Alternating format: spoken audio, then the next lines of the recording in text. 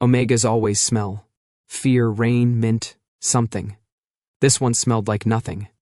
And that exactly smelled like trouble. The bay wind shoved the garage doors just enough to make them whine, a high metal note over the bass thrum of the lift. Salt and oil braided in the air, harbor breath, metallic and human. A drop of motor oil let go from the undercarriage and fell in slow motion, landing beside my boot with a glossy, perfect dot, like a punctuation mark. Like a warning. "Careful with that, Jack," I said. "Because I enjoy existing, and I'm fond of the shape of my ribs." The young mechanic under my car flinched. For a heartbeat, the jack sank. No, he caught the edge, one gloved hand bracing the weight with a quiet grunt. The car rocked. My own heart did the same. The mechanic slid out, all narrow lines and stubborn jaw, cheeks smudged with black. He checked the jack again, jaw tighter, and pretended it hadn't been close. "You good?" he asked flatly.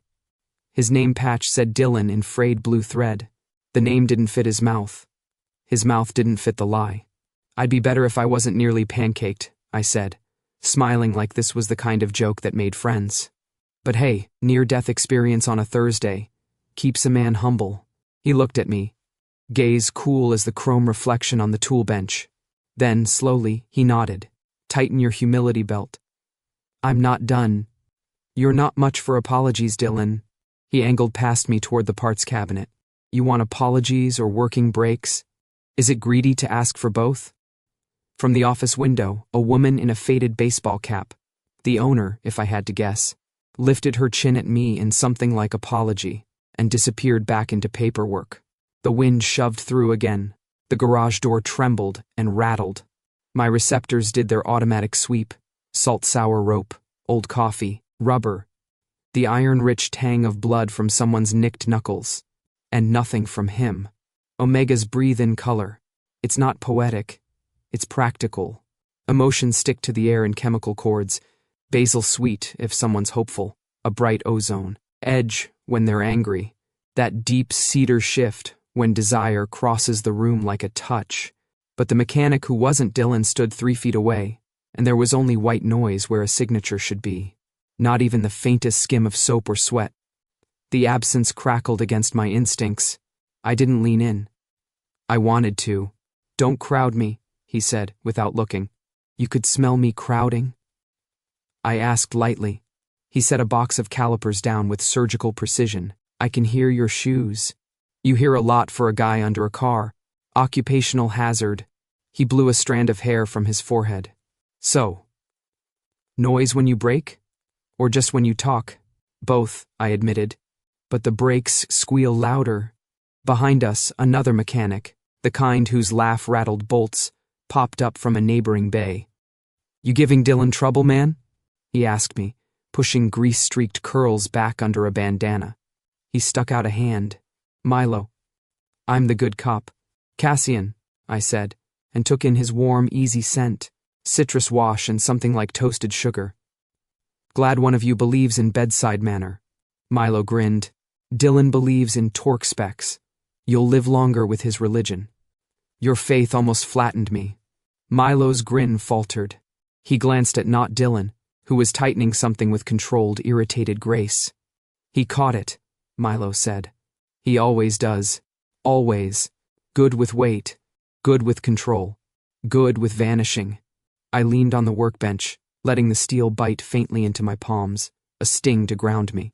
The absence of scent still rang like the negative space between notes. The rumors in my line of work had a name for that space. Zero profile. Lab muddled. Impossible to track. Impossible. Except I was here. "Cassian," the owner called from the office. "Paperwork?" "In a minute," I said, not taking my eyes off the man and the wrong name.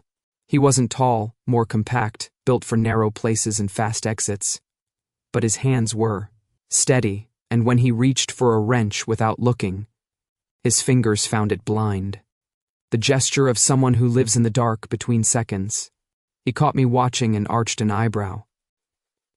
"You got a problem with how I do my job?" "Just admiring," I said.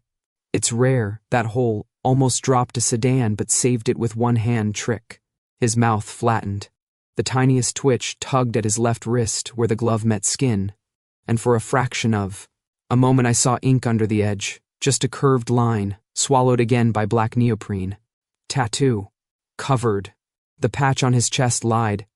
The skin under his glove told the truth. My heartbeat stacked cards, former asset, unregistered, running. The kind of man someone paid men like me to find. Look, he said, voice thinner now, irritation holding back something else. I had a slip. It's fixed. You want a loner or not? I prefer you, I said, too quick, and then softened the grin before it cut. Your expertise. You're precise. You don't even know me. Dylan, right? The thread says so. A beat. He returned the wheel, and the ratchet clicked. Names are like socket sizes. People grab whatever fits long enough to finish the job. Poetic. For torque specs. Milo snorted and rolled away on his creeper. He's like this with everyone. Don't take it personal. Believe me, I said. I try not to take anything personal. Except the absence. The absence had unzipped something under my ribs and left it open to the wind. My senses kept searching, trying to anchor on even a hint from him. Soap, fabric softener, old leather. Nothing. The part of me trained to follow, to map the air, hated it. The part of me I barely looked at in mirrors was relieved. A puzzle was safer than a scent. He set the ratchet down with a clean clack. Test drive. 2 blocks. Don't stomp the brakes unless you like drama. I thrive on drama, I said. Figures, he murmured, and handed me the keys. His glove brushed my palm for a second too long. Not a shock, more like the memory of a shock. The way skin remembers lightning even after the storm moves on. Outside, the wind shoved again, and the bay gave me a mouthful of salt. I slid into the seat and listened to the quiet tick of a system that wanted to talk. He was right. 2 blocks and the squeal softened into a sulk. The brakes wanted attention, not replacement. Easy work, if you trusted the hands on the job. I returned the keys, and his gloved fingers folded them like they were small and breakable. What's the damage? I asked. He named a figure that was humane for the coast, and a miracle for a city. I whistled. You doing charity work now? We do fair work, he said. Fair's rare enough. Milo reappeared with 2 paper cups of something brown and hot. He handed one to me and one to not Dylan. Coffee, he announced. Don't ask questions. It's from the machine we pretend to clean. I sipped and winced. Notes of despair. Hints of rubber band. Milo beamed. You do have a palate. The owner clicked on an overhead fan. The oil drop beside my boot elongated, thin and tremulous, then let itself become 2. If omens existed, they had a sense of humor. So, I said, casual as a cat on a railing. If I wanted to come back for a checkup, make sure nothing's, loosening. Do I ask for you? That depends, he said, on whether you plan to actually listen when I tell you what's wrong. Most people don't. He hesitated, then added, quieter. Yeah. Ask for me, Dylan, I said deliberately, and he didn't flinch at the name, but he didn't wear it either. It hung between us like an empty hook. Cassian, the owner called again, firmer. If you want that receipt, I want another appointment, I said, eyes still on the mechanic. Tomorrow. I like to double-check that a miracle sticks. He huffed, almost a laugh, almost a dare. Miracles don't stick. They just buy you time. Then I'll buy more. I set the terrible coffee on the bench and offered a hand I didn't expect him to take. After a fractional pause, he did. Warm, gloved, careful. No scent, no flare, no chemical cord. Only the knowledge of pressure and the fast, restrained beat under his skin. See you tomorrow, I said. If he was the kind of ghost I thought he was, tomorrow was generosity. The smart move would be to disappear between now and then, to vanish into another garage, another coat with another man's name. But when I turned toward the office, I felt his gaze on my back like a touch that hadn't been granted. Outside, the wind shoved again. The door moaned. The oil had made a 3rd dot beside my boot, a little trail without a smell. I stepped around it like it mattered. I signed the receipt with a smile that had closed better traps than this, pocketed it, and told myself I was returning for the breaks, for the paperwork, for the thrill of being almost flattened again. Really, I was coming back for the absence, for the problem I couldn't solve in one visit, for the man in the wrong name, whose nothing scent was the loudest thing I'd heard all week. Tomorrow, I told myself, and for once, the word felt less like a contract and more like a promise. The second time I drove to the shop, I told myself it was because the engine made a new sound. A hollow rattle, maybe. Or maybe that was just my conscience. By the time I pulled up, the sun had already bruised the sky. The garage glowed with a tired orange light, the kind that made oil look like gold and lies look honest. The bay door was half open, and through it, I caught the sound of a wrench hitting concrete, followed by a familiar, irritated exhale. Good. He was still here. Milo was the first to spot me. He was leaning against a hood, eating something that had once aspired to be a sandwich.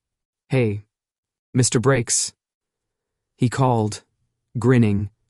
"Back so soon? Didn't expect to see your pretty face till next payday." "Neither did I said, stepping out, "but I think my car's jealous." Started humming. Milo blinked. "Humming?" "Yeah. Like it's plotting against me. Talk to Dylan. He's the car whisperer. Perfect." I followed the trail of motion until I found him. Half under a sedan, again, a streak of black hair sticking to his temple. Gloved hands moving with clipped precision. He didn't look up when he spoke. "You can't possibly have another problem," he said. "You barely drove it." "Maybe it missed you," I said. "That's not how engines work. Depends who's fixing them." He rolled out from under the car, sitting up with the grace of someone who hates being watched. His shirt clung to his shoulders, the collar stretched slightly. I noticed the faint discoloration on his neck, like smudged paint brushed across old skin. Not just paint, cover-up, a mark erased, or buried. He caught me looking and pulled the collar higher. "You're staring. I'm observant. You're invasive." Fair point. The air between us had that same impossible silence, like the scent sensors in my head had gone deaf. Every other smell layered normally. Oil, salt, sweat from Milo's sandwich. But he was an empty channel. That blank space hummed louder than any scent could. "So," he said, crossing his arms. "What's the symptom?" "There's a faint noise under the hood. Metallic, rhythmic. Thought it might be serious." He sighed like I'd just confessed to a misdemeanor. "Start her up." I did. He leaned in, listening, head tilted. For a moment, the sunlight caught his eyes through the grease and fatigue. Not bright, but steady. The color of coffee that's been sitting too long but still warms your hands. "I don't hear anything," he said. "You sure?" "Maybe it's subtle." "I said I don't hear anything," he repeated, sharper. "You might be imagining it." I smiled, pretending to think. Wouldn't be the first time. He shot me a look that could have welded metal. "You like wasting time, Cassian?" "I like routine." "That's not the same as purpose." "Maybe I'm between purposes." He muttered something under his breath that sounded like "then buy a calendar." I leaned on the hood, watching the rhythm of his movements. His sleeves were rolled just enough to show the faintest scar along his wrist, a line that disappeared beneath the glove. Not fresh, clinical, as if someone once held his arm down for a long time. "What?" he said, not looking up. "Nothing. You're thorough." "I'm paid to be. Must be exhausting, doing everything right." He smirked, a small, reluctant twitch. "You'd be surprised how much goes wrong anyway. Story of my life. Then maybe get a new story." The words landed sharper than he meant, or maybe exactly as sharp. I didn't mind the cut. I'd missed feeling things that weren't part of a contract. When he leaned into the engine, the cover-up on his neck caught the light again, and for a fraction of a second, I saw the edge of what was underneath. A faint shimmer, circular, precise. A marking, buried under pigment. A bond scar, the kind used for ownership, registration, or containment. I exhaled slowly. Zero profile. My instincts had been right. The lab experiment everyone whispered about. The ghost who'd vanished from every registry, and I was standing 3 feet from him, pretending to have engine trouble. He straightened and turned off the ignition. "There's nothing wrong with it," he said. "If you keep forcing problems, you'll break it for real." "That sounds like advice." "It's a warning." "I'm good with warnings," I said. "They make life interesting. You must be very entertained. You have no idea." He wiped his hands on a rag, the movements methodical, almost ritual. The gloves never came off. When he reached for the counter to set the rag down, I let a small card slip from my pocket, a glossy rectangle embossed with a sigil most people wouldn't recognize, an E interlocked with a wolf's head. Elias Vale's mark. I placed it near the clipboard like it was nothing, just business, just paper. He turned back toward me. "You're done. That'll be 30. I handed him the bills, slow enough for him to see the card. His eyes flicked down, stopped. The muscles in his jaw froze for half a breath before he forced himself to look away. Hook, line, panic. "You good?" I asked, softly. He nodded too fast. "Fine." "Sure?" "Fine," he repeated, voice clipped, too steady. Then, quieter. "Where did you get that?" I shrugged. "From a client." He stared at the card again, then very deliberately took it between 2 gloved fingers and flipped it over, face down. "You shouldn't flash things like that around here," he said. "Why not?" "Because people die for less." He turned back to his workbench, but his shoulders were tight, the muscles strung like wire. The air shifted around us. Not a scent, still nothing. But tension has its own smell, even when it hides. "Thanks for the tip," I said. He didn't answer. I took a step back, pretending not to notice the tremor that had finally cracked through his stillness. Whatever mask he wore, it had just slipped, and beneath it I'd seen fear. Real, clean, human fear. The kind that doesn't need a scent to be loud. As I walked out, Milo waved a wrench. "See you again tomorrow, Mr. Brakes?" "Count on it," I said. And for once, I didn't even have to lie. My apartment smelled like nothing by design. No cooking, no flowers, no candles, metal, glass, clean linen. A space that refused to hold on to anything. Scent, sound, or history. I dropped the folder on the kitchen island and watched a dust mote swim in the lamplight like it had nowhere better to be. The folder was heavier than paper should feel. Contracts always are. Target, Omega. Code, 0S. Signature, none. Status, dangerous. Directive, locate, retrieve, deliver alive. Do not engage without authorization. Do not remove gloves. I almost laughed at that last line. Do not remove gloves. Whoever wrote it had never tried to hold a life without touching it. The dossier photos were useless. Angles of backs, half-caught reflections in chrome.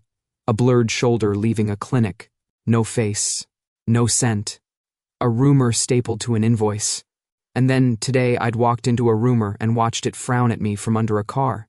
I closed the folder and leaned my forearms on the counter, forehead bowing toward the pages like prayer. Cold seeped through stone. My eyes drifted to the scar on my left clavicle, pale and thin as a scratched line in glass. I pressed a thumb there, lightly, like you test a bruise to make sure it still belongs to you. It did. Elias used to trace that scar with a precise finger and smile like an apology. "Don't be dramatic," he'd say. "It's just insurance." He never raised his voice. He never needed to. Control can be a soft thing. He taught me to read people the way he read numbers, find the common variable, apply pressure at the weakest constant. We were good together. Efficient. He liked to call us a system, as if a relationship could be reduced to equations and signed lines. In the beginning, the contracts felt clean. Find X, return X, get paid Y. A math that never had to look back. I told myself the people I brought in were safer with procedures than with the streets. Paperwork beat panic. Restraint beat chaos. And then the first time an Omega begged me not to lead him past a particular door, my chest had flashed hot. Rage or shame, I couldn't decide. I led him anyway. Systems rely on obedience. Elias had smiled the night I did it, poured me a drink, and told me I was finally growing up. He kissed my mouth like a pat on the head. I learned to file my anger under temporary glitch. The scar burned a little under my thumb, memory flaring like a match. "It's just a tracker anchor," Elias had said, as the clinician pressed steel to bone. "It keeps you safe. It keeps us safe." By us, he meant him. By safe, he meant useful. I opened the folder again. 0S. No signature. No trail. A body with all the alarms turned off. A person engineered to be unfollowable, and therefore to certain men, unallowable. You can't own what you can't track. The silence around the mechanic's body came back in a rush, the way the garage seemed to hush when he moved through it. Most Omegas broadcast without meaning to. The air settles around them and sings. He carried a vacuum. Even his caution was quiet. But his eyes had not been. Those had spoken. Not to me. Not yet. But to someone. Once. "Where did you get that?" he had asked when he saw Elias's sigil. Panic isn't a scent, but it has a shape. It tightens the breath, sharpens the angles, makes every movement shorter than it should be. He had looked like a man bracing for the door to open on a memory. I poured water into a glass and didn't drink. The quiet sounded like a choice I hadn't been offered. The contract called him dangerous because he removed himself from the map. And maybe he was. Dangerous to the idea that everything and everyone can be located, quantified, delivered. Dangerous to the men who build systems out of other people's bodies and call it order. Dangerous to me because the second I'd recognized him as the rumor. On the page, I hadn't thought about the bonus or the commendation. I'd thought about the way his glove had lingered for half a second on my palm, as if a man, who taught himself not to leave traces, still wanted to know he existed through pressure. I set the glass down, too gently, like noise might break something I couldn't name. If I didn't move, the contract would. Elias didn't like failure. He liked the way I didn't fail. He'd show up in a pressed suit and a warm smile, and he would take the mechanic by the elbow like a gentleman takes a dance, and he would lead him back down a hall paved with professional words, compliance, procedure, remedy. He would look at me and say, "You're not broken, you're just tired. Let me do the hard part." He would be lying. He always did the easy part. The hard part was saying no. I slid the folder into a drawer and shut it until the click echoed in the room. The scar under my thumb cooled. My phone lit up the counter with a soft square of light. I typed and erased. "Tomorrow, I'll swing by for a check." No. About the brakes? No. Too obvious. Too soft. In the end, I put the phone down and picked up my keys. A plan didn't need a message. It needed feet. It needed a face he had already decided to tolerate for at least one more day. I checked the mirror by the door and ignored the version of me who looked back. Tidy, competent, acceptable. The man who fit in contracts. The man whose scar had a name. Personal, I told the empty room, and the word startled me. I hardly said it to anyone. I hardly said it to myself. This one is personal. I killed the lights, let the apartment swallow its own absence, and stepped into the hallway where everything smelled faintly of detergent and anonymity. Out there, the air would reek of night salt and exhaust, and somewhere a garage door would rattle against the wind.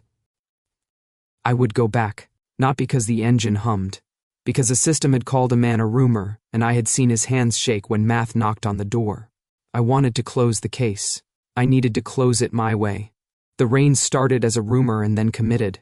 By the time I rolled up to the shop again, it was a steady sheet, stitching the harbor to the road with gray thread.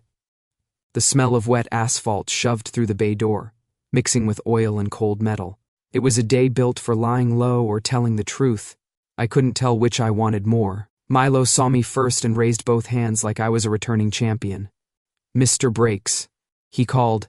"Back for your encore?" "Call it a second opinion," I said, flicking rain from my hair. "Thought I heard something on the highway." "Highway?" Milo squinted at the storm outside. "Today the highway is a suggestion. Perfect for testing what holds." He laughed and jerked his chin toward the back. "Dylan's free." He wasn't free. He was hunched over a carb and pretending the rain didn't exist. He glanced up when I stopped by the bench, and then down again. as if my face was information he'd already filed. His gloves were on. They were always on. Again? He said. Again, I said. If your miracle's going to fall apart, better it does with you in the passenger seat to say I told you so.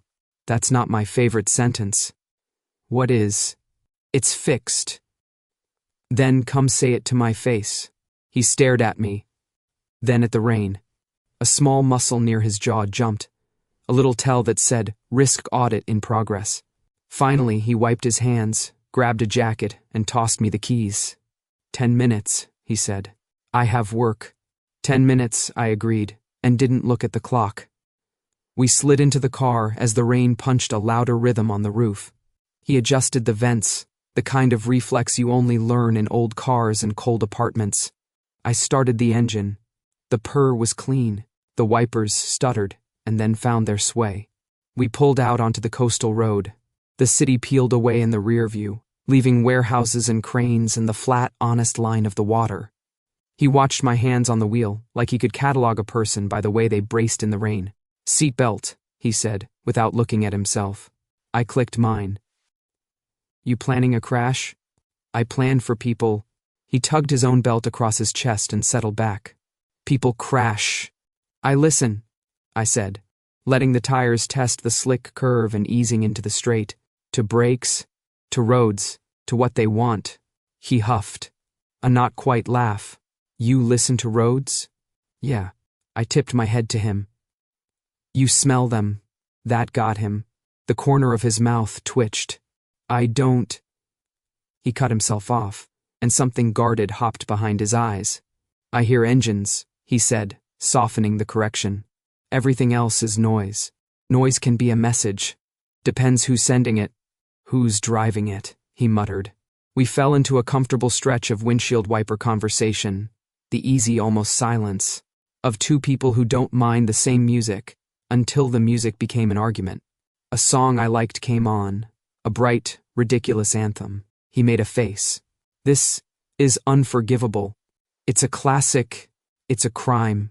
You want to pick? I offered. No. He stared out at the rain. God knows what that says about me. That you're careful, I said, and watched his throat work around the word.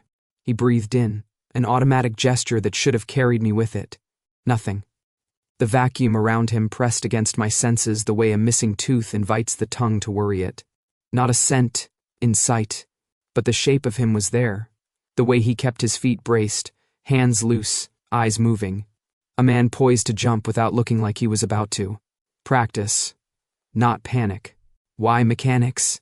I asked. You could do anything with hands like that. Hands like mine tend to get used, he said. Everything gets used. Some things get owned. He swallowed. I prefer torque to collars. My foot eased off the gas. The road curved inland past the old seawall, and the asphalt threw up the bright slick of oil rainbows. You don't wear collars, neither do you, he said, and then glanced down almost involuntarily at my clavicle. The scar was hidden under cloth, but maybe he felt the place where people leave marks even when you can't smell them. I changed the subject before the room inside the car got too small. You ever want out? Of what? Whatever this is. I nodded at the ocean, the warehouses, the storm, the life that insists on continuing. Wanting is expensive, he said. Maintenance is cheaper. Maintenance isn't living. It is if your choice is run or rust. I wanted to say both are a slow death, but the car answered for me, a faint tap under the glove compartment as we took a pothole too fast. He frowned and reached forward. I popped the latch.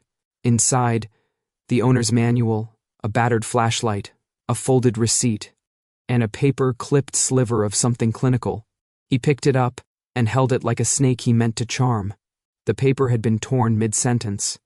It read, in precise, inhuman font, Subject, Omega Code 0 SES, Scent Profile, Null, Tracking Protocol, NA, Recommendation, Containment, Rough Edge, Fresh Tear, Planted, Not for me, for us. I kept my voice easy. Lose something? He didn't look at me. Found it. I found it, technically, I said.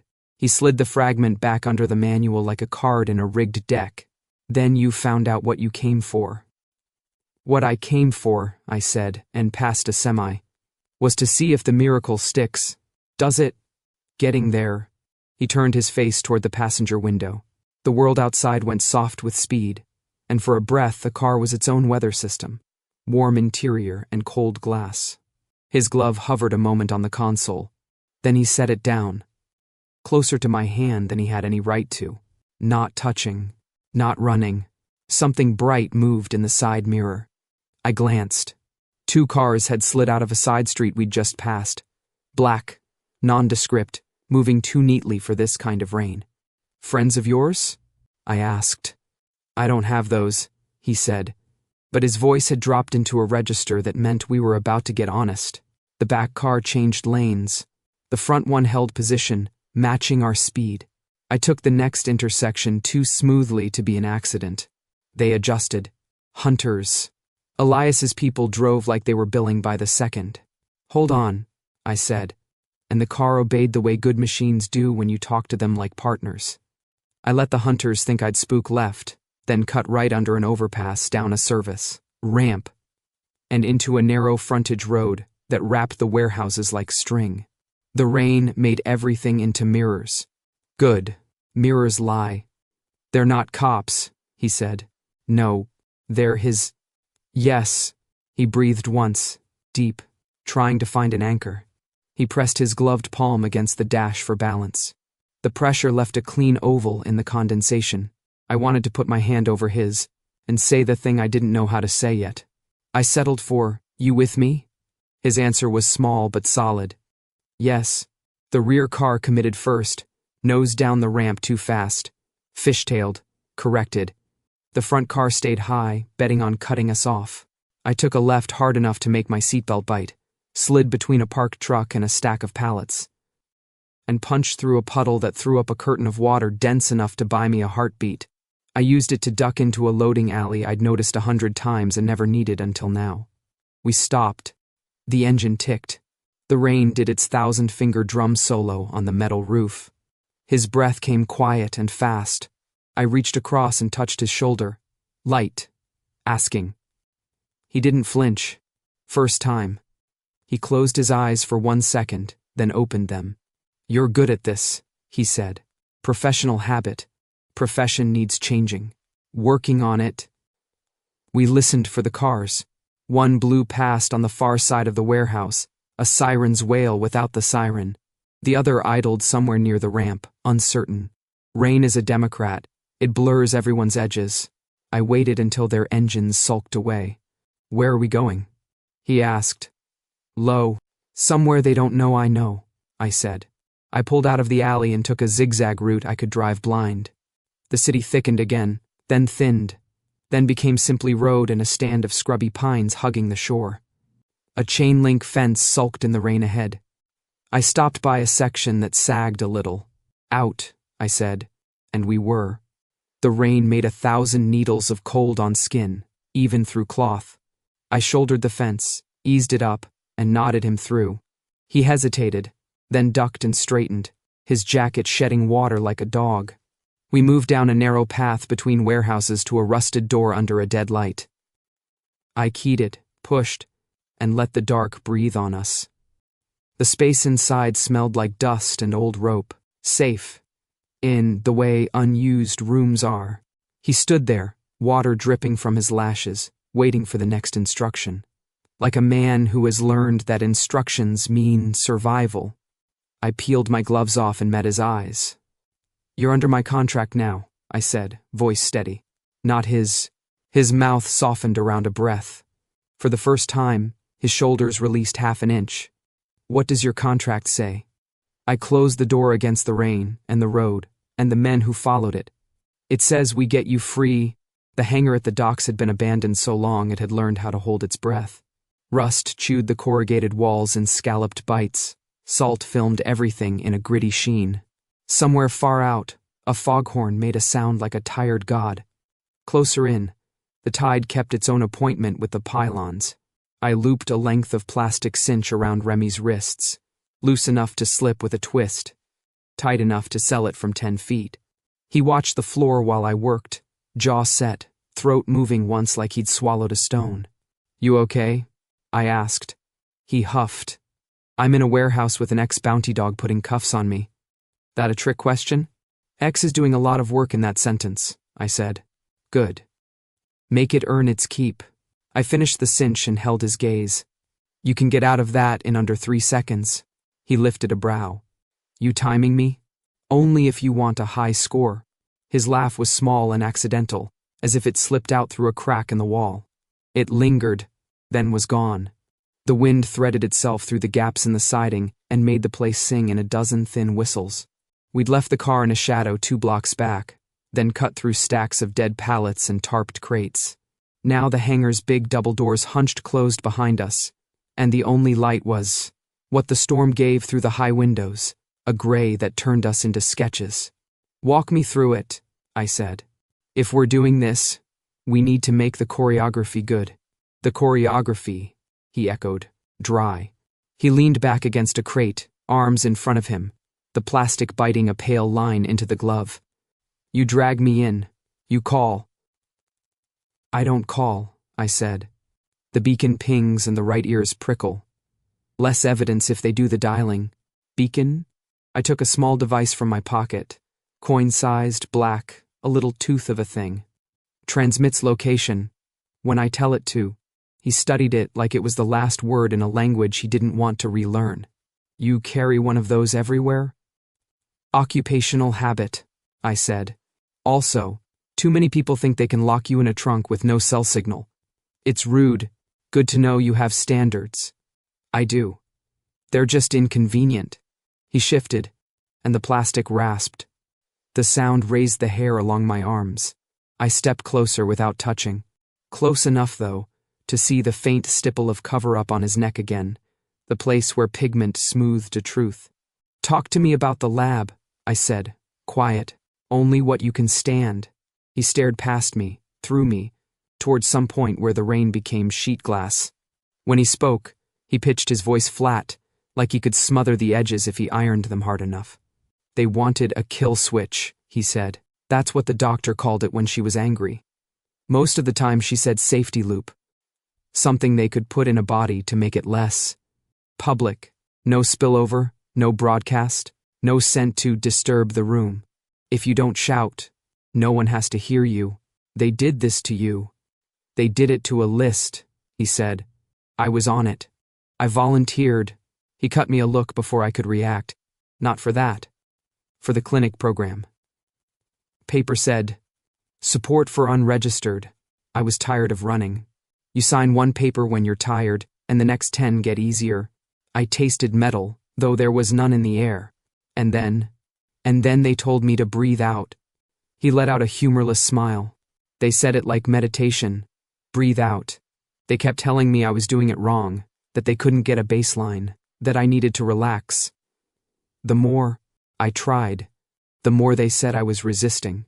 After a while, the room smelled only like ethanol and gloves, and my body forgot how to listen to itself." He rubbed his cuffed wrists against the crate, a tiny contained anger. "One day a new doctor came in, Serafina. She didn't smile like the others. She used the real words. Containment, null profile. She said, 'If I sign this line, you don't exist to anyone who can help you.' So I stopped breathing. Ran," I said. "Walked out," he corrected. Past a guard who was finishing a text. Past a camera that hadn't worked since the storm. Sometimes systems forget a screw. Guilt pushed up under my ribs, an old bruise. "I was the screw," I said. "On other days. Other people." He looked at me. Nothing in his face moved, but his attention tilted toward me like a lamp finding a desk. "You brought them in," he said. "Not a question." "I believed in procedure," I said. "It looked cleaner than the alternatives. And—" I touched my clavicle through the shirt, the scar a ghost under the fabric. "I believed in a man who liked clean things." "Elias," he said, and the name made the air temperature drop. "He was there. Once. He's not a doctor. He's a consultant," I said. "He consults you right into the ground." His eyes darkened. He told me I was a problem that would fix himself if I just kept cooperating. He called me asset and smiled like it was a name. Yeah, I said softly. He's good at that. The tide slapped the dock outside, hollow and mean. I took a breath and set the beacon on the crate between us.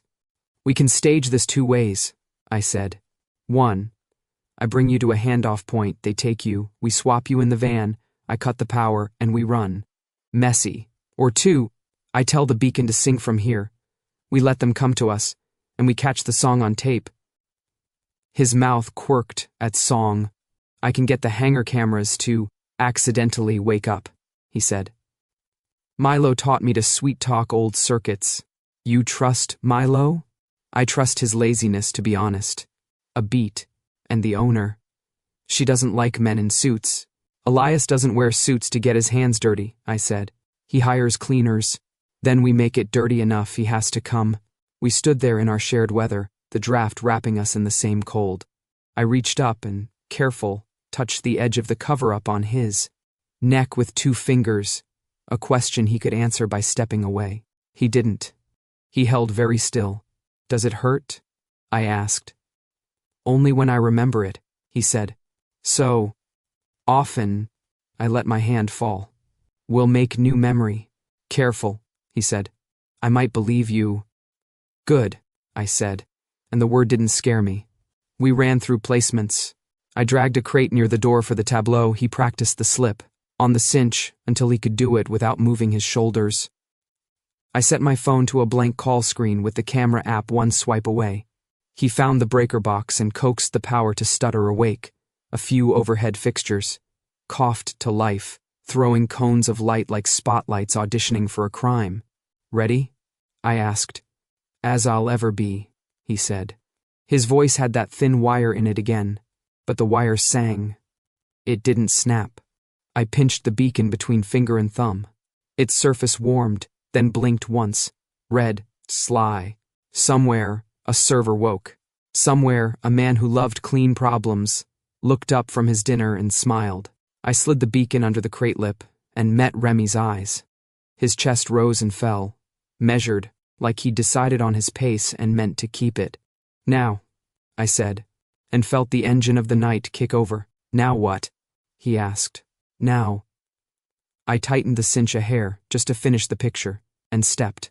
Close enough that he could see there was no flinch in me for him. The show has begun. Elias Vale's headquarters looked like a cathedral built for obedience. All glass and silence. Walls polished to a reflection that didn't forgive fingerprints. The kind of place where light worked for him, not against him. I led Remy through a maintenance corridor, his wrists bound again in mock restraint. His steps were soundless. Mine weren't.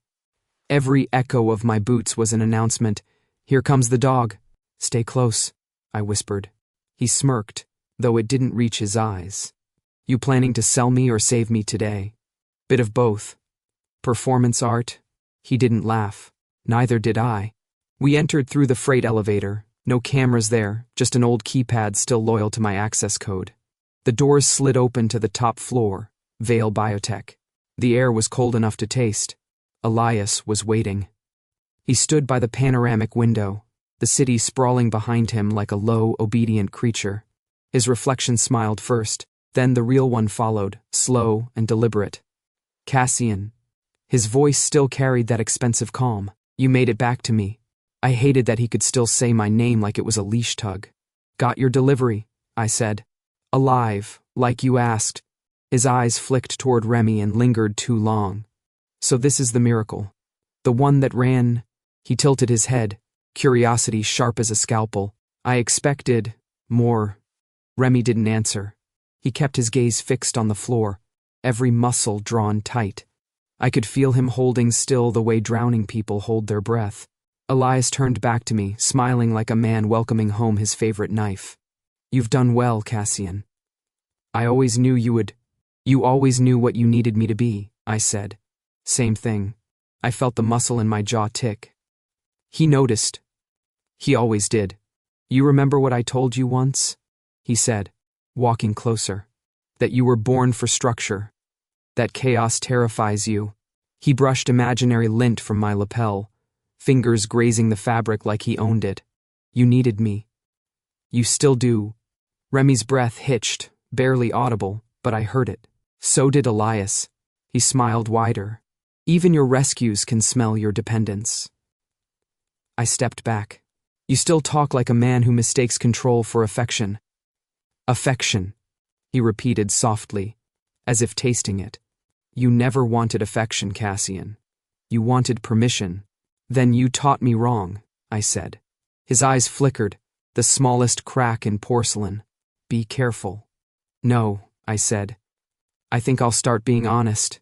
Remy finally looked up. You're the one who ordered the termination. His voice was quiet but steady. Weren't you? The contract that said containment breach, neutralize asset. Elias turned toward him, expression amused. Such an ugly word, termination. But yes, you were a liability. Null signatures, unsettled donors. We can't have the world thinking perfection isn't traceable. So, you tried to erase me. Correction, I did erase you. What's left is an administrative oversight. I saw red, no metaphor. Just a flare behind the eyes, years of training snapping under its own weight. You used me to clean your mess, I said. The clinics, the captures, every one of them fed your project. You said it was regulation. It was, Elias said calmly, and you were excellent at it. Until you started thinking. He took a step closer. Do you know why I liked you, Cassian? Because you didn't smell like guilt. Most men reek of it before they speak. You, he smiled, tracing his thumb just under my chin. You were quiet, efficient, loyal, like a dog, I said. He nodded. A beautiful one. That did it. The tether snapped clean. I caught his wrist midair before he could withdraw it, twisted and slammed. Him back against the glass wall hard enough to rattle the window locks. You ever touch me again, I said, and I'll show you what loyalty feels like when it bites. 2 guards moved in from the hallway. Black suits, predictable footsteps. I didn't think. I reacted. 1 elbow to the throat, a sweep to the knees.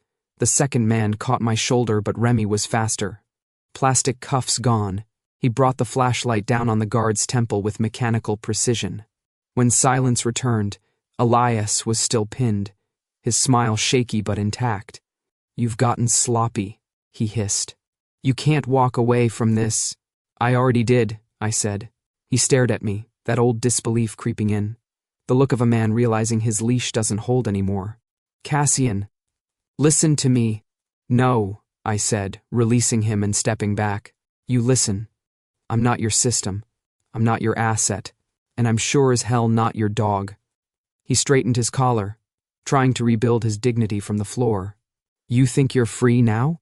I think, I said, grabbing Remy's arm and heading for the exit.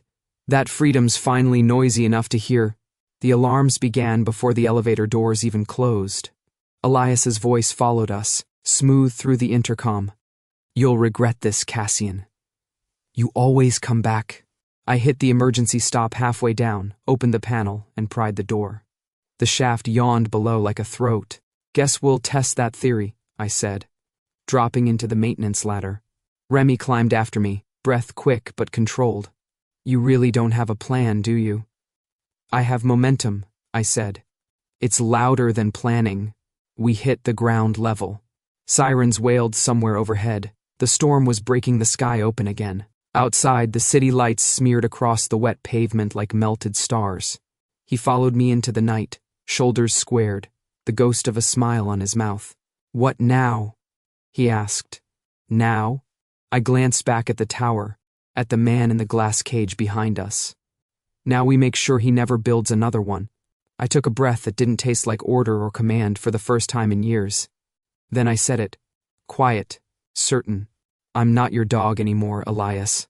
Mrs. Tran's garage looked softer at night, the fluorescent lights humming like tired insects while the rain stitched the bay door with needles of sound. The smell was the same, oil, rubber, salt, but exhaustion made it tender.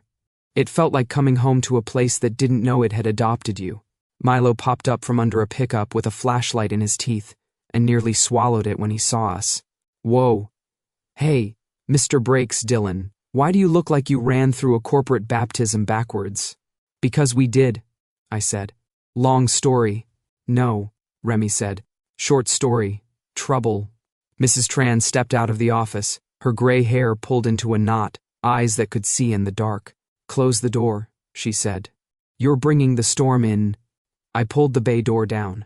The world shrank to light and tools, and the three people who didn't deserve what would follow us in. We need a computer, I said. And any cameras you can point at that door. Mrs. Tran's gaze moved from my face to Remy's wrists, still red where the fake binds had been, and then to the smear of scuffed blood on my sleeve.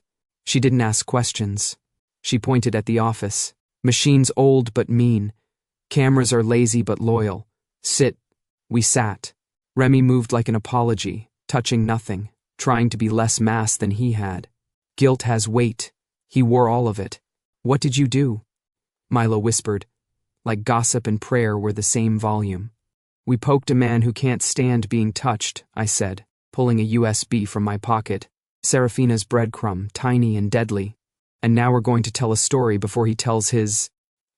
Mrs. Tran folded her arms. Which man? Elias Vale, Remy said. His voice made the air colder. He'll come, then we'll be ready, she said, like she was scheduling an oil change. We plugged in. The computer coughed, thought about old age and woke. I copied files that smelled like chlorine and secrets, internal memos, procedure, videos, procurement ledgers with innocuous names, hiding ugly math. The footage of Elias's smooth face saying containment like kindness. It wasn't enough to burn him, but it was a matchbook. Can you broadcast? I asked. Local stream, yes, Mrs. Tran said. And I can forget a password or two if the city wants to watch. Forget faster, Milo muttered, fingers flying over a second keyboard he produced from somewhere sacrilegious. We worked. Remy hovered at the edge of the desk, hands and fists he didn't know he'd made. The silence around him pressed into my senses like absence always does, until I had to fill it with something, even if it was only noise. You okay? I asked without looking up. I'm using your air, he said, like he owed me for oxygen. It's on the house. He didn't smile. He stared at the bay door, listening to a world that wanted him gone. Mrs. Tran finished setting up the feeds. If I press this, she said, tapping the space bar, the whole shop becomes a mouth. Good, I said. Let it bite. The phone rang. The old wall unit hadn't made a sound in months. It rang now like it remembered war. Mrs. Tran lifted the receiver and listened. Then she handed it to me, eyes flat and furious. For you, she said. Cassian, Elias said, warm as a hearth where someone else is burning. Let's stop this before anyone gets hurt. Anyone? I said. Or your reputation? Both, he said. But mostly the woman you're with. I looked up. The office window gave me the shop in a frame. Remy standing still, Milo, pretending not to shake. Mrs. Tran's jaw set the way mountains set. Then the camera feed flickered on a side monitor, an exterior angle, and showed me a black town car idling in the alley, and two men flanking the back entrance. One of them held Mrs. Tran's 19-year-old nephew by the elbow.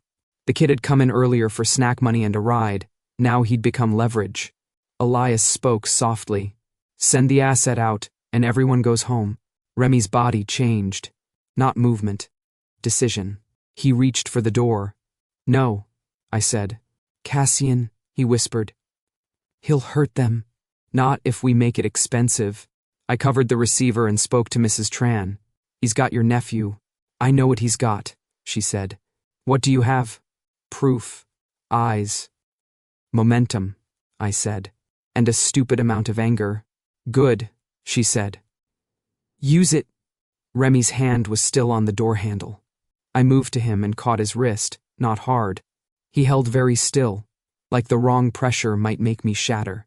I can end it, he said. For them, by ending you, I said.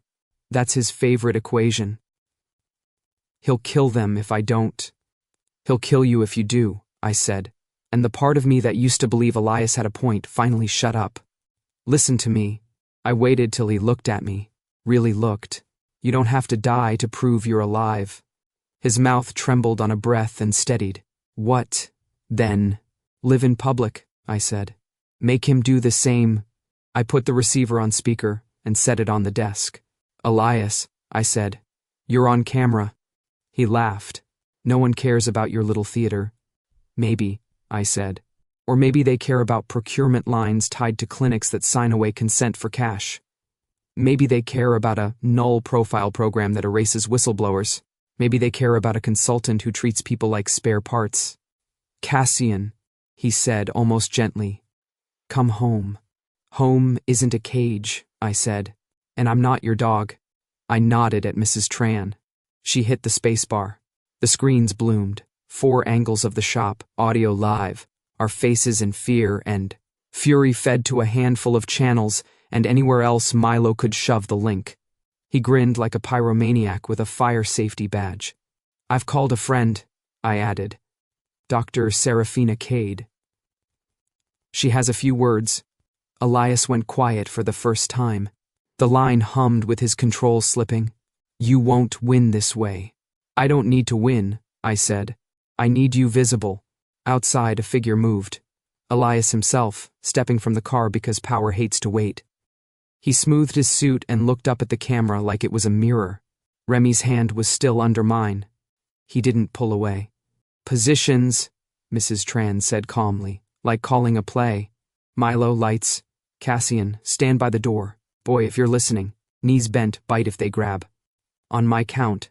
We counted without numbers, the way people do who decide to be brave at the same time. The shop's hum sharpened into a wire. Fear hung in the air with purpose now, not panic. Ready? I asked Remy. No, he said, with the ghost of a smile. Do it anyway. The red record light burned steady. The door latch clicked. The trap opened its mouth to speak. The shop became a stage when the red lights went steady. 4 cameras, 4 angles, 1 story. The rain drummed the roof. Applause without an audience. For about 10 seconds, the stream counter showed 0, then 3, then 30. Then the number started to move like a heartbeat finding its pace. Elias arrived with the weather parting around him as if even the rain had manners.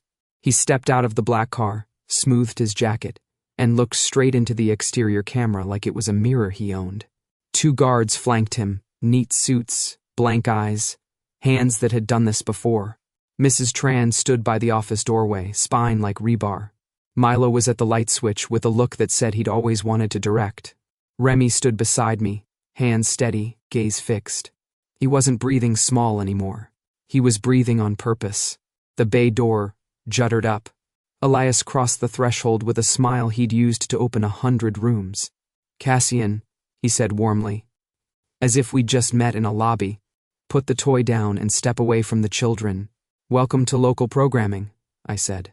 You're live. His eyes flicked to the cameras, then back to me. No one is watching, he said.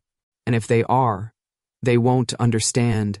They don't have to, Mrs. Tran said crisply. They'll hear you. He spread his hands, magnanimous. Very well. Let us be clear for the audience. I represent a consortium committed to safety, containment in lay terms. What we do prevents incidents. It protects donors, patients, the public. Say null profile. Milo muttered near the light switch. Go on. Say the line. Elias obliged, because vanity is a reliable collaborator. The null profile program ensures certain populations don't disrupt clinical environments. Odors are data. Data is liability. We mitigate. Remy's jaw tightened, but his voice was cool. And termination orders? Do those mitigate too? Elias considered him the way a handler considers a trick that doesn't impress him anymore. Some assets remain volatile, he said easily. Containment fails. The humane option is discontinuation.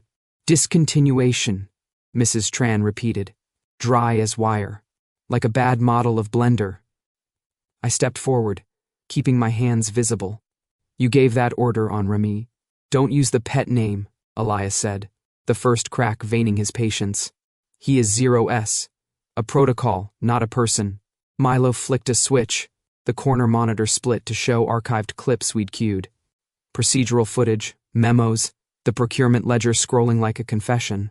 He'd highlighted the lines that mattered, so even a bored viewer could connect the dots, shell payments to affiliated clinics, bonuses tied to quieting signatures. The stream counter leapt. Comments began their feral crawl. What am I watching? Is this real? Tag a journalist. Holy. Share, share, share. Elias's smile thinned. You think this matters? He asked. Do you know how much money smells like? None. The board will call this a misunderstanding. Then let's misunderstand together, I said. Dr. Cade? The side door opened, as if the building itself had been waiting for her. Serafina Cade entered carrying a messenger bag and a face that had slept in hospitals. She didn't look at Elias. She looked at the cameras. My name is Dr. Serafina Cade, she said, voice steady, former project lead on trial series N0.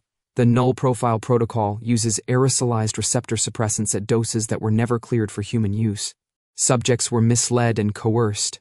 When several reported dissociation, the language in the paperwork changed. It began to call them assets. She placed a small recorder and a stack of printed emails on the workbench. The top email bore a letterhead and a signature block the audience already recognized. Elias Vales. She lifted one page and read, Containment Priority. Subject 0S to be recaptured or discontinued if non-compliant. Scent suppression must remain proprietary until donor round closes. The shop fell very quiet. Even the rain seemed to lean in. Elias laughed once, brittle. You stole internal documents, Serafina. That's a crime. So is medical battery, she said. Hi, Elias. The guards moved then, because fear finally wrestled control from their training. The first reached for Serafina. Remy was there before I could be, slipping between them, glove closing on the man's wrist in a grip that translated as not today. I took the second. Knee, elbow, breath. He folded with a surprised sound and stayed down. Mrs. Tran, who had not moved this whole time, stepped into the frame like a judge. We're a small business, she said. We pay taxes. We don't like kidnappers. You're trespassing. And you're rude. Sirens bled into the edge of the soundscape. A distant wail coming closer. On one screen, the alley camera showed flashing lights probing the rain. A notification lit my phone. A regulatory contact who owed me nothing had decided to owe me something after all. Someone in the city had watched enough. Elias looked from me to the door to the cameras and made a calculation that landed wrong. He moved toward the exit like this was still his choreography. 2 uniforms pushed in, damp and stubborn. Behind them, 2 people in quiet jackets. Compliance, the kind of professionals who treat forms like scalpels. Mr. Vale? One asked. We need to speak with you about several procurement anomalies. A complaint, filed by Dr. Cade, and a court order regarding data preservation. His mouth opened and closed, elegant fish out of water. This is absurd. I'll have your jobs. Good, the compliance officer said politely. Then you'll know where to send the paperwork. They read him his rights. Cameras blinked. He kept his eyes on me like I'd betrayed gravity. You can't exist without me, Cassian, he said softly, even now. You never have. I let the leash fall out of my hands a second time. Watch me, I said. They led him out through the rain. The guards stared at their shoes. The sirens receded the way storms do, still present but elsewhere. The counter on the stream had become a number I didn't try to understand.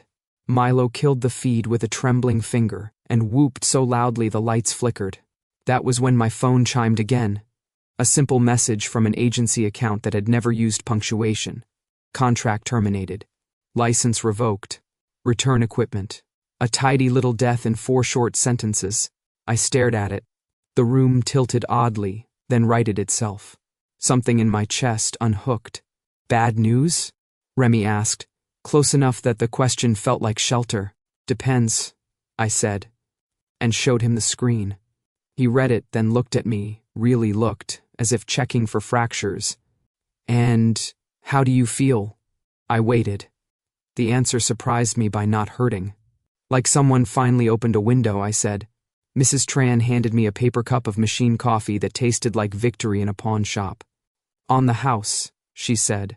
Serafina packed her evidence with careful hands. He'll try to wriggle, she warned. Then we keep watching, I said. No more cages, no more quiet. Milo leaned on the counter, grinning tears. So, we did it? We started it, I said. The bay door groaned as the wind tested it. A tired beast deciding to rest. In the front office, the receipt printer hiccuped once and spit out a blank strip because machines love drama too. Remy stood beside me, shoulders loose for the first time since I'd met him. His glove brushed the back of my hand, a deliberate accident. You know, I said, half to him, half to the room that had become a witness. I came in here the first time for a break job. Milo perked up. And I let myself smile, the kind that didn't ask permission. I just wanted a discount on new pads, I said. And somehow I changed my life. The storm had scrubbed the city clean. By morning, the air along the harbor smelled like iron and salt and second chances. The water moved slow and heavy beneath the pier, shoving against barnacled. Pilings like an old argument finally running out of breath. We walked side by side down the cracked concrete of the promenade, shoes scuffing, through shallow puddles that still reflected the last of the gray clouds. Behind us, the garage's neon sign flickered weakly, half the letters burnt out, the rest stubborn. Remy stopped near the edge of the seawall, his jacket damp at the cuffs. He'd been quiet since dawn, carrying some invisible task in his hands. Now he reached up and peeled the faded name patch from his chest, Dylan, the thread snapping soft as rain. He held it a moment, thumb tracing the worn edges, then let it go. The patch drifted down, landed on the wet cement, and stayed there. Goodbye, Dylan, he said. His voice was calm. Then he looked at me. It's Remy. My name's Remy. I know, I said, smiling. I was just waiting for you to say it. He breathed out, almost a laugh, almost a sigh. Feels strange. Names usually do when they fit again. The sun was trying to rise, throwing pale gold on the water's surface. I pulled the old contract file from my coat pocket, creased, damp, still, stamped with Elias's logo, and turned it over once in my hands. The edges were frayed from too many decisions. You don't have to, Remy started. I do, I said. I tore it clean down the middle. Paper doesn't scream, but it exhaled like something relieved. I tore the halves again, smaller and smaller, until the words were just white confetti. The wind took most of it before I could second guess, scattering our past across the tide. A few pieces caught the morning light and sank. Remy watched, eyes soft. You're really done. Officially unemployed, I said. Unlicensed, untethered, free, he offered. I smiled. You're free. He turned his face toward the ocean, hair moving with the wind. And you? The question landed where the contract used to sit inside me. For a heartbeat, I didn't have an answer. Then I looked at him, the man who used to be invisible, and felt something uncoil. Getting there, I said. Freedom's a practice, I guess. He tilted his head, faint grin tugging at his mouth. You'll need a teacher. Lucky me. I nudged him lightly with my shoulder. Any experience in the field? He pretended to think. Plenty. Been running from cages my whole life. Might as well learn how to walk without one. We fell into an easy silence after that. The waves broke in lazy rhythm, seagulls arguing somewhere out of sight. Milo had texted an hour ago. Stream went viral. Coffee's terrible. Mrs. Tran says we owe her rent in good deeds. For once, I didn't mind owing. Remy crouched by a parking divider, running a finger along the faded yellow line that pointed toward the horizon. You ever notice, he said, how these lines all lead somewhere, even if nobody's following? Guidelines, I said, for the lost. He smiled, tracing the curve until it ended at the seawall. Guess we're in the same lane now. Dangerous territory, I said. I don't signal before merging. He looked over his shoulder, eyes bright in the new light. I noticed. We started walking again, following the painted lines as they zigzagged through. Puddles and cracks, a map that didn't care if you followed it wrong. The air smelled like rain still caught in the metal, sharp and clean. Remy sniffed the wind. You smell that? Salt, oil. Maybe coffee from Tran's place? He shook his head. No. The sea. It smells honest. Or maybe, I said. It's just the first thing that doesn't lie. He glanced at me, curious. And what do you smell? Freedom. Kind of overrated, I said with a grin. Wet, loud, unpredictable. Sounds like me. Exactly, I said. Terrible influence. We reached the end of the pier where the concrete gave way to sand. The waves lapped close enough to touch, and I did. Just fingertips, cold and clean. He stood beside me, quiet, watching the water rewrite its edge again and again. Every tide erases a little more, but leaves something truer underneath. He turned toward me. So what now? Now? I tucked my hands in my pockets. We keep walking. Let the road draw itself as we go. Without a scent to follow. Without needing one. He smiled, a real one, unguarded. Then lead the way, Cassian. We started forward, our reflections breaking in the puddles, but always finding each other again in the next one. Maybe we didn't have signatures to track anymore. Maybe that was the point. The morning light painted long golden lines across the asphalt, and we walked between them, two silhouettes headed toward something unnamed. I glanced at him, and the joke came easy. You know, I said, we might not have a scent, but at least we've got direction. He laughed, the sound carrying out over the water, warm, alive, uncontained. And for the first time in years, the air around us didn't feel empty. It felt like possibility.